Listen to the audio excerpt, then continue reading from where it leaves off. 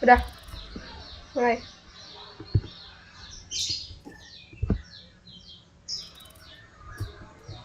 Ya, udah oke. Assalamualaikum warahmatullahi wabarakatuh. Selamat uh, siang ya teman-teman. Jadi kami dari kelompok 3 akan mempresentasikan mengenai subjek dan objek PPH. Nah, di sini ada beberapa teman-teman saya yang juga akan mempresentasikan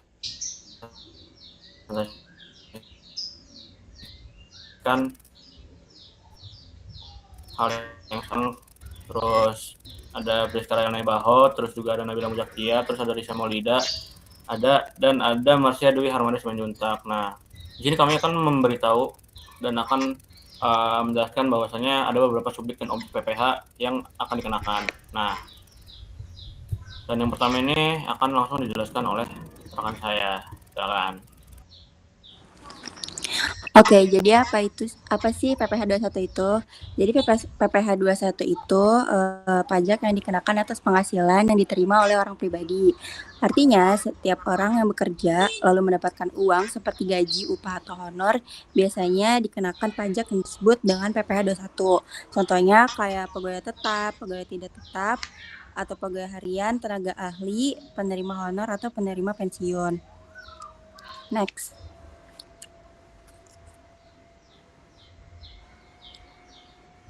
Lanjut. Jadi yang sebelumnya. Jadi PPh 21 ini biasanya nggak langsung dibayar oleh pekerjanya, tapi dipotong dulu oleh perusahaan, bendaharawan pemerintah, pemberi kerja ataupun penyelenggara kegiatan. Jadi biasanya sebelum menerima penghasilannya itu dipotong dulu sama pihak-pihak pemotong. Biasanya pajaknya ya gitu. Terus setelah dipotong itu disetorin sama pihak-pihak pemotongnya. Dah.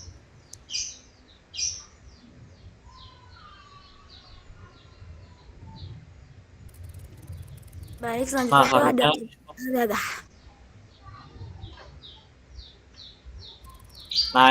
itu ada objek PPH-nya. Nah, langsung aja ya. Baik, jadi objek PPh 21 itu adalah penghasilan yang diterima atau diperoleh orang pribadi yang dikenakan pajak karena pekerjaan, jabatan, jasa atau kegiatan. Jadi simpelnya itu ini tuh sebagai dasar pajak itu sendiri gitu.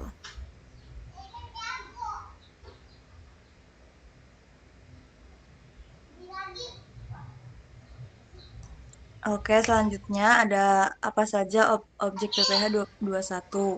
Yang pertama ada gaji. Gaji adalah penghasilan yang diterima pegawai setiap bulan. Terus ada upah. Upah adalah bayaran yang diterima pekerja biasanya harian atau mingguan. Selanjutnya ada honorarium.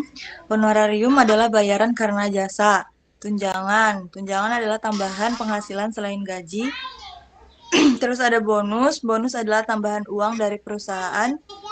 Yang terakhir ada uang lembur. Uang lembur juga termasuk objek PPh 21.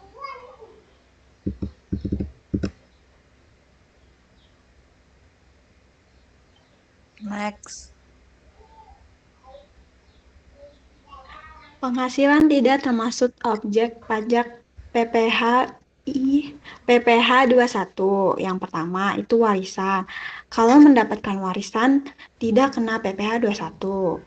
Karena warisan itu eh, bukan penghasilan dari bekerja. Yang kedua, sumbangan.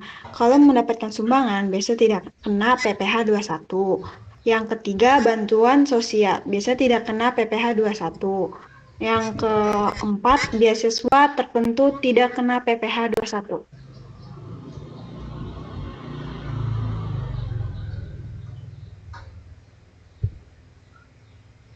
Oke, selanjutnya ada subjek PPh 21. Nah, subjek PPh 21 itu adalah orang yang menerima penghasilan.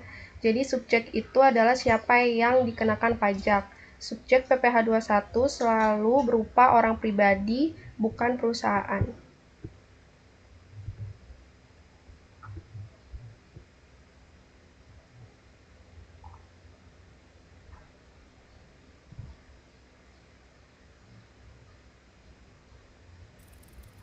Nah, di sini ada pegawai tetap.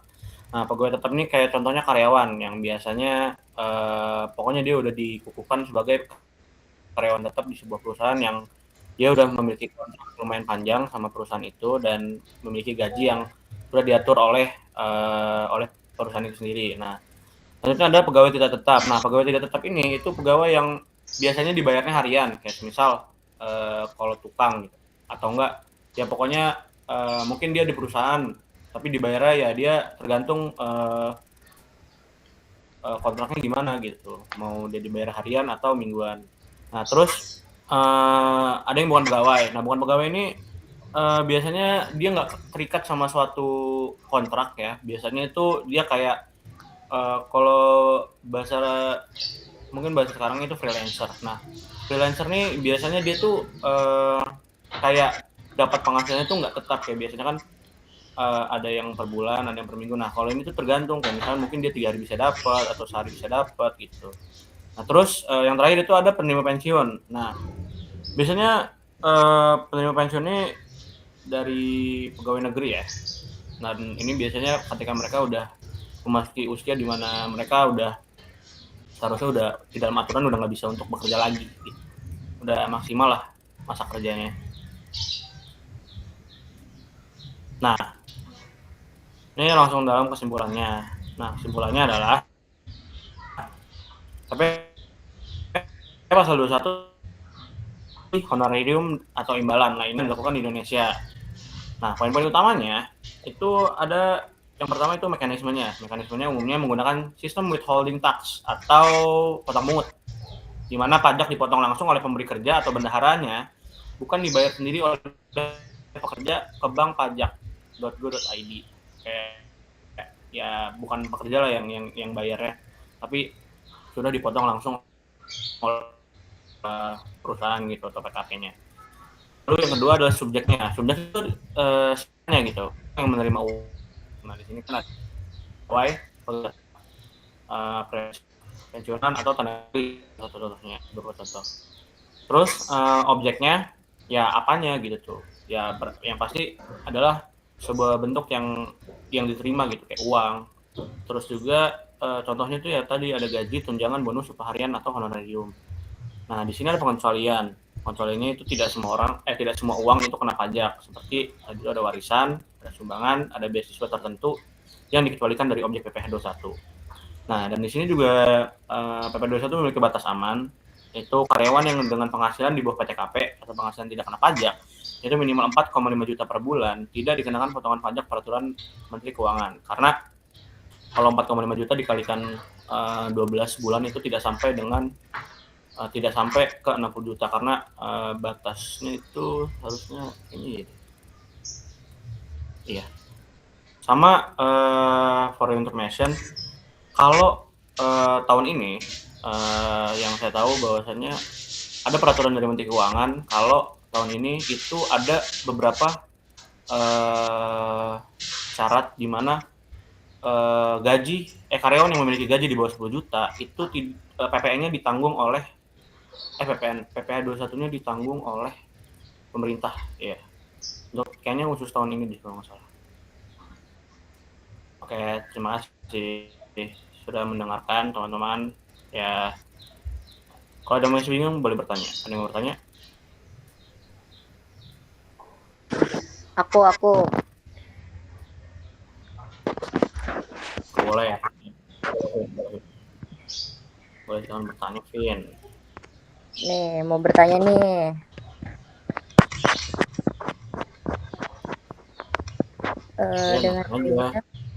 Dengan adanya penggunaan tarif efektif rata-rata atau TER pada pemotongan PPh 21, apa sistem ini tuh benar-benar mempermudah administrasi pajak atau malah menimbulkan selisih pajak yang harusnya dikoreksi di akhir tahun?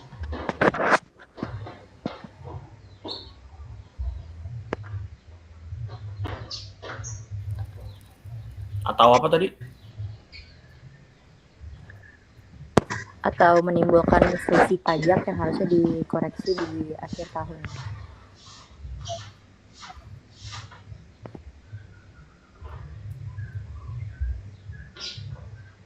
Ya, nah, di sini boleh deh, sebentar ya.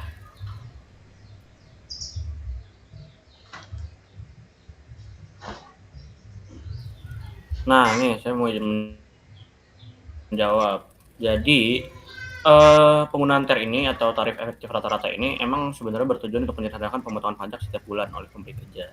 Dan dengan TER ini, perusahaan tidak perlu menghitung lapisan tarif progresif setiap bulan secara detail, karena kan biasanya harus ya satu-satu, kayak setiap lapisan harus dihitung kan.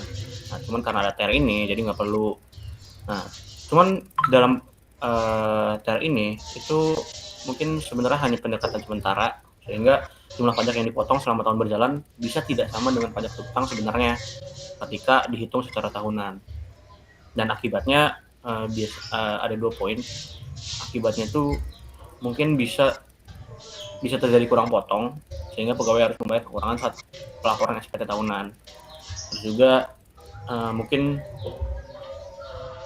bisa juga lebih potong sih, sehingga pegawai juga bisa jadi dia mengalami kelebihan pembayaran bulanannya. Lebih sederhana, rekonsiliasi pada akhir tahun tetap menjadi penting agar jumlah pajak sesuai dengan penghasilan sebenarnya. Jadi lumayan nggak bikin ribet lah di PKP. Kalau cukupin? Ya, cukup, Bud. Makasih, Bud.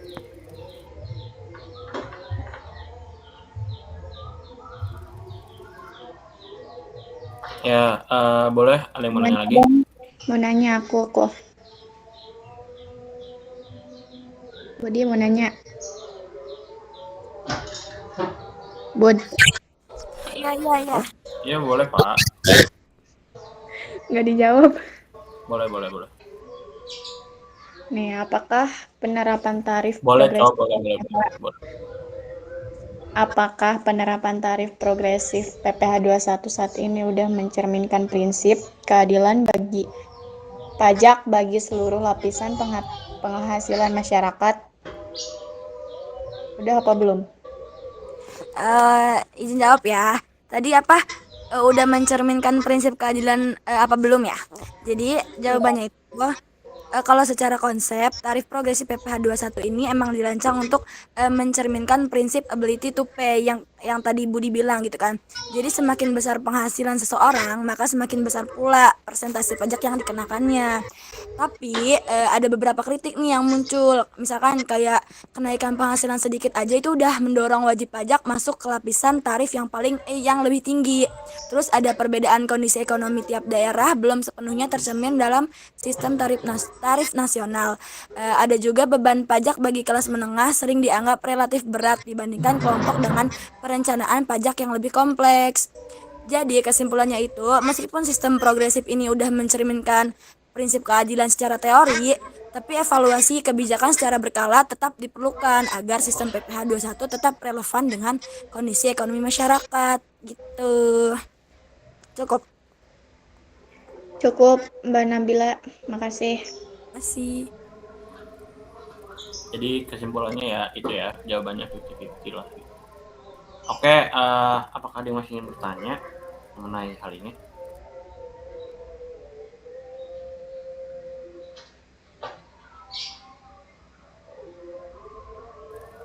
Mungkin udah nggak ada yang nanya ya. Ya udah, kalau gitu saya tutup aja. Terima kasih buat yang sudah memperhatikan materi dari kelompok 3. Kurang lebihnya mohon maaf. Terima kasih. Wassalamualaikum warahmatullahi wabarakatuh. Waalaikumsalam warahmatullahi wabarakatuh.